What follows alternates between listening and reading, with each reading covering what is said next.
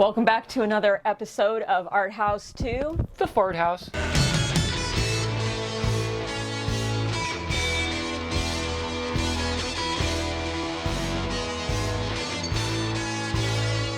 And this week it was my turn to pick it, and I really wanted to challenge Jamie, but I also really wanted to talk about my first pick.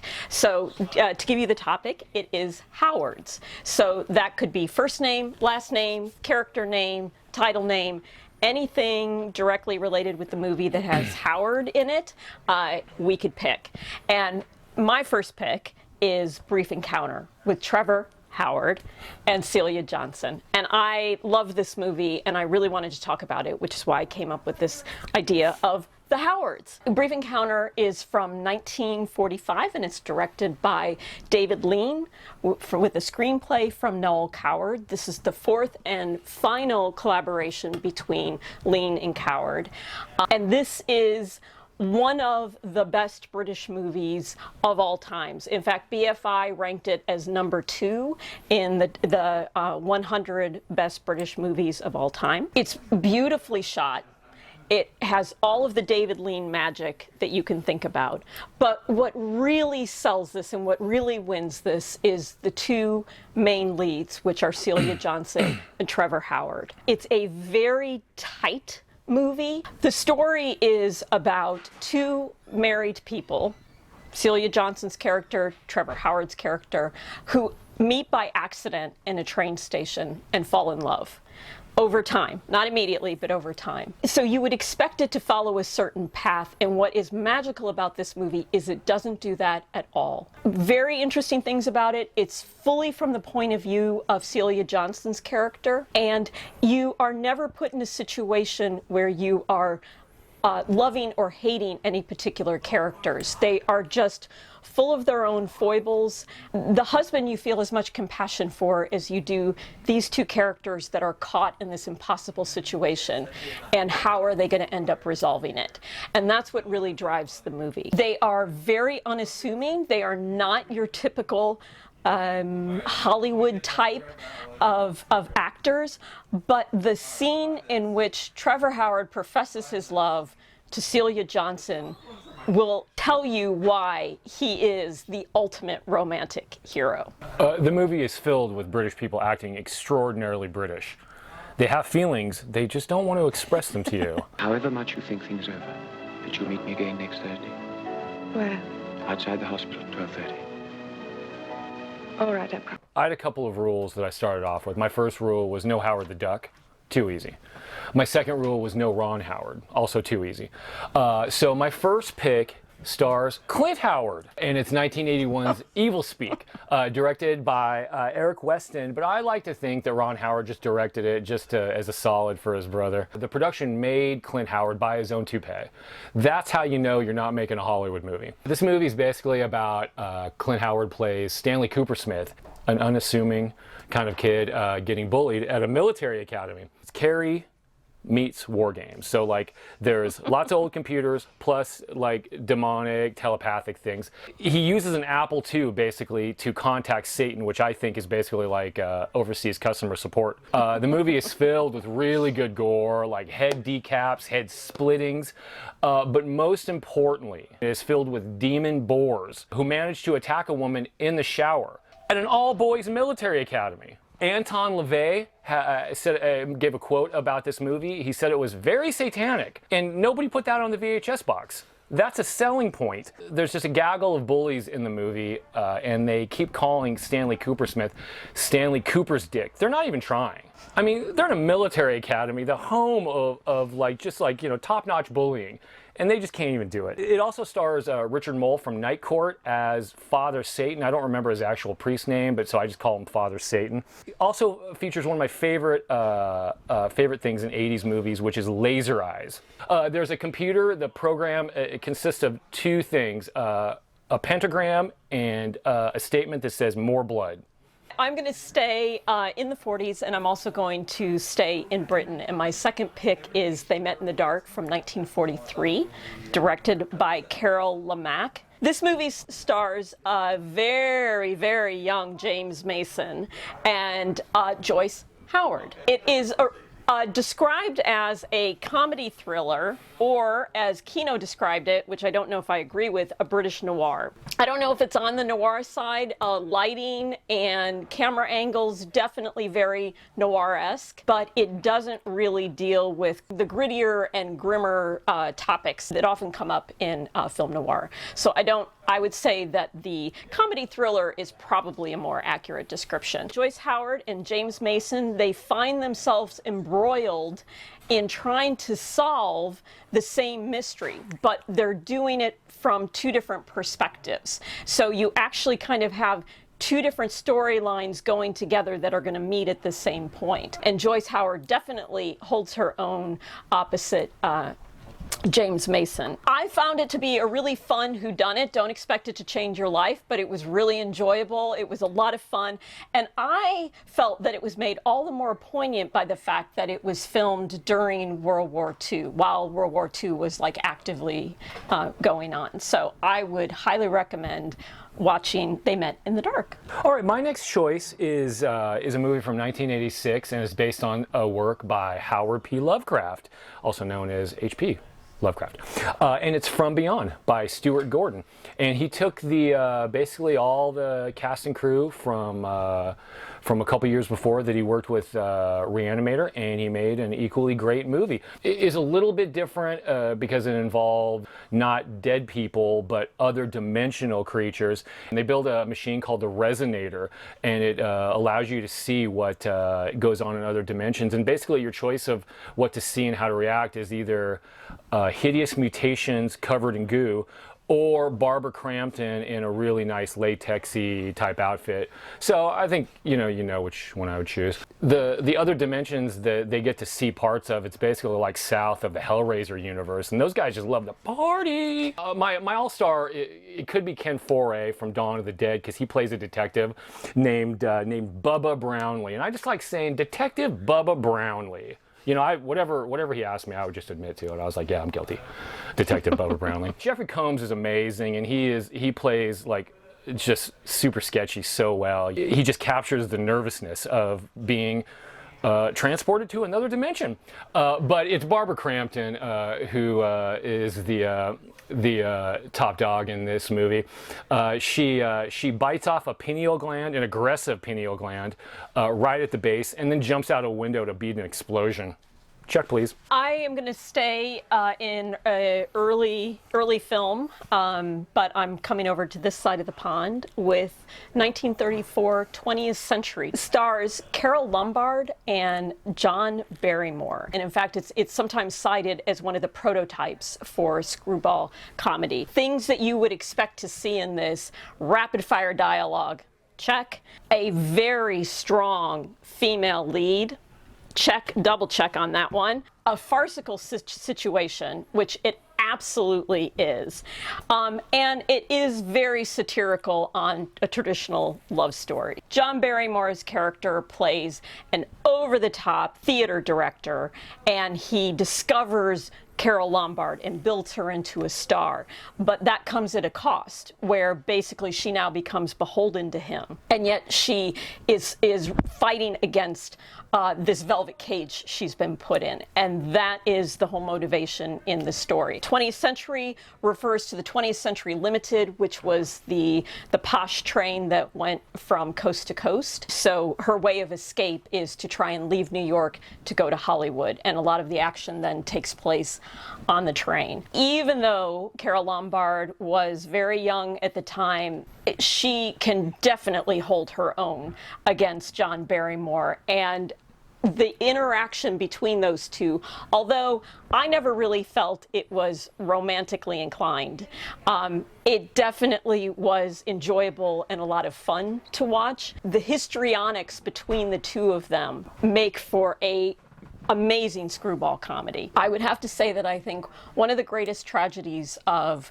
the studio era in Hollywood was losing Carole Lombard. I think she was one of the greatest comedians of her time, and I would have loved to have seen so much more than what she did. But this is an excellent example of how she can just shine. What if screwball comedy was actually, like, named more like apropos, and it was actually called histrionic comedy.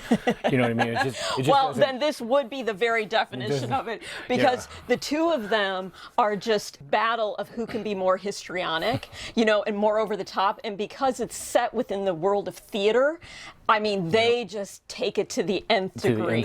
You know, and John Barrymore, I mean, he's so outrageous in some of these scenes, so ludicrous that, you know, you think there's no way she can take this seriously, except then she comes back at him just overtopping his actors. It's, Theater kids, it's man. so much fun. It's Theater just, kids.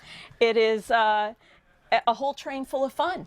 Stop the train! My next choice is there are 3 movies from the late 70s, early 80s, shocking, by David Cronenberg, because I wanted to discuss very briefly Howard Shore and what an amazing composer he is. Those 3 movies especially, and The Brood was his first. It was his first time working with David Cronenberg, but anybody familiar with Cronenberg movies knows that it won't be his last, because I'm pretty sure he scored every movie but one. And he starts off with The Brood, and then he moves on to Scanners, and then he does the music for Videodrome. And each score is more bombastic than the last, but it's not bombastic in the way that like movie scores are nowadays. It just makes you think that things are so out of your control. The music is just telling you how to be uncomfortable throughout the entire movie. And so I don't know whether it's Cronenberg's like body horror, you know, that like, so now when I think about stuff like that, I think about Howard Shore's score. You know, watch those 3 movies or listen to the scores for those 3 movies, and then watch Silence of the Lambs, which he scored in 1990 or 91.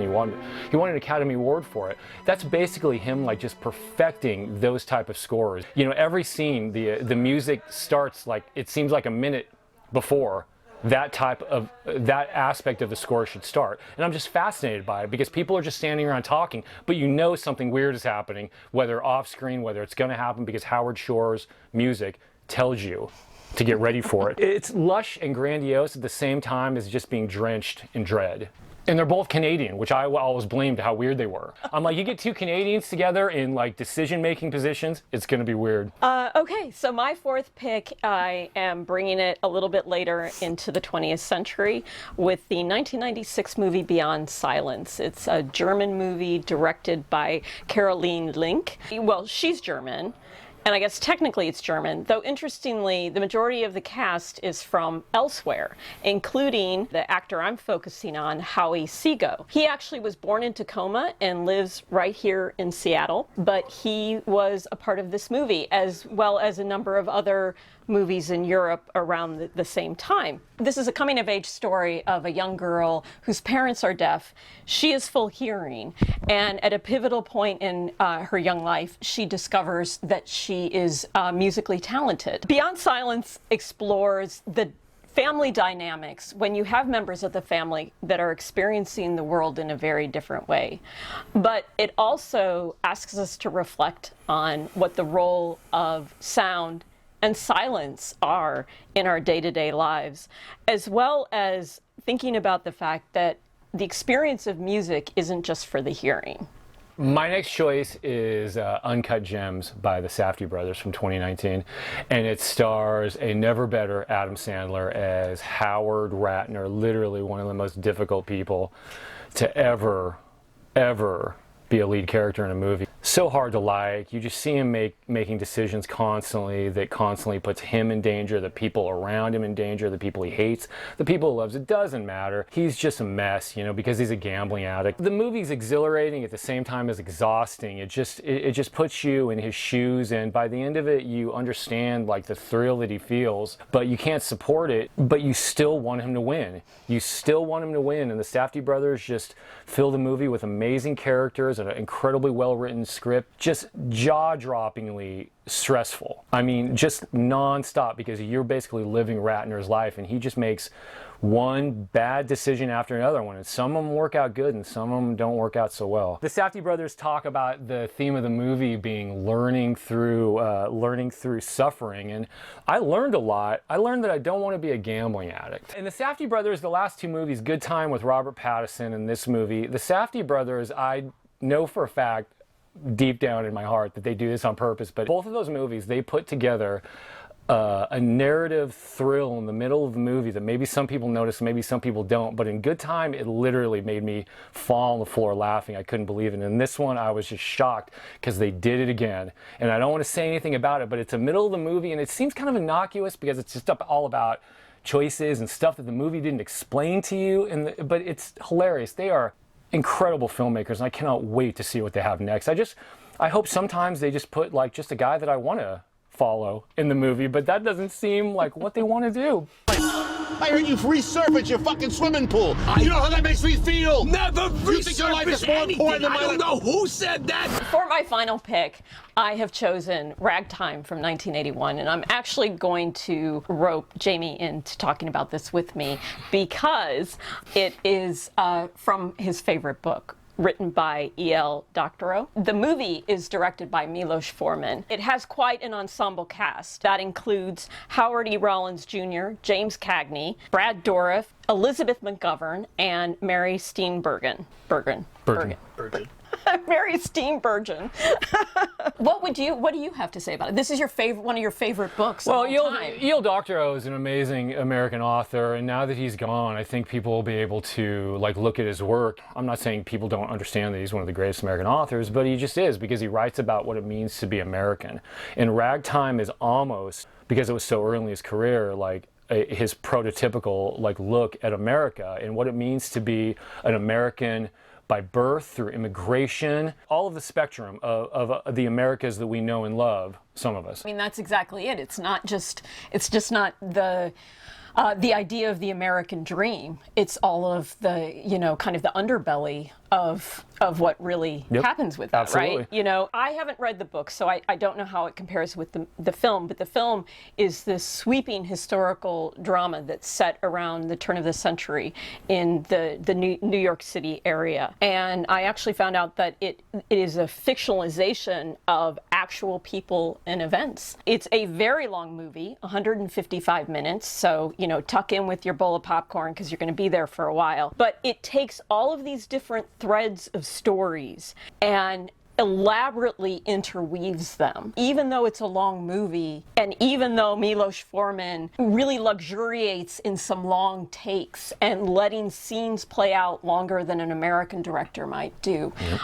it still actually moves along at a pretty decent pace. As far as I know, I could be wrong about this, but Doctorow basically popularized the historical fiction that we know and love, nowadays, where you take characters that exist, and the truth of those characters is very firm, and it talks about the things that they're famous for and how the characters who are fictionalized know them, and so you have fictional characters, non-fictional characters interwoven, and so the movie, the book basically becomes about all the things at the turn of the century, basically, whether it's race, being an American, or more importantly in the movie a little bit, I think, filmmaking, because one of the characters turns into a filmmaker. Yeah. And that's such a part of the immigrant story that so many amazing 20th century filmmakers were people who desperately wanted to come to this country and desperately wanted the freedom. I felt like the main theme was really about justice, which is what allows it to really resonate very, very strongly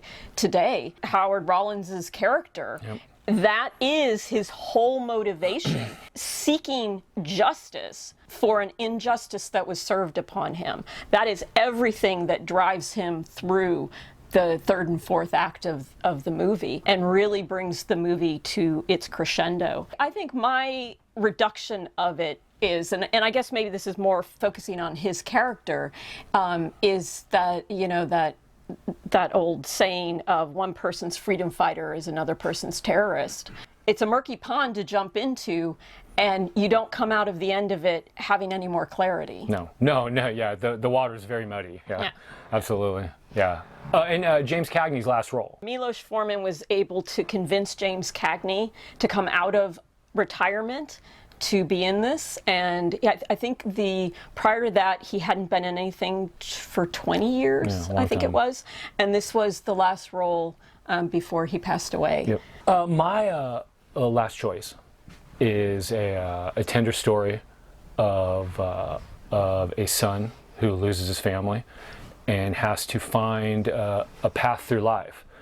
and it's by Robert E. Howard, and it's Conan the Barbarian. Conan the Barbarian is one of my favorite movies. I saw it when I was very young, and I saw it on a double feature with The Road Warrior. Conan the Barbarian is so influential, whether it's how John Milius directed it, whether it's Basil Polidoris' score, which is amazingly influential, and I would say it's as influential as the John Williams theme to Jaws. Is that crazy? Yes. Come at me. Its three main characters are portrayed by a bodybuilder, a dancer, and a surfer. That's pretty awesome. You know, they're just three people who weren't like professional actors really, and they killed in this movie. You know, he had to dub Subutai, who was a surfer, but you know, big deal.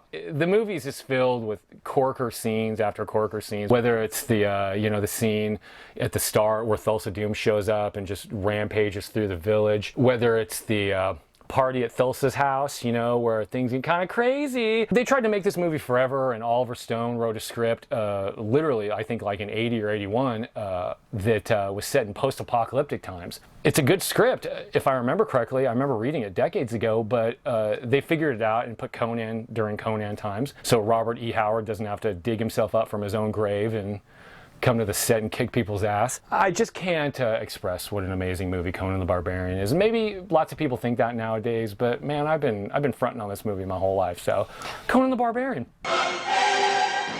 Conan the Barbarian. Thanks for joining us for another episode of ArtHouse To The FartHouse. If you have any Howards that you would like to recommend that are not Howard the Duck or Howard's End, Or Ron Howard. please comment below. Until next time,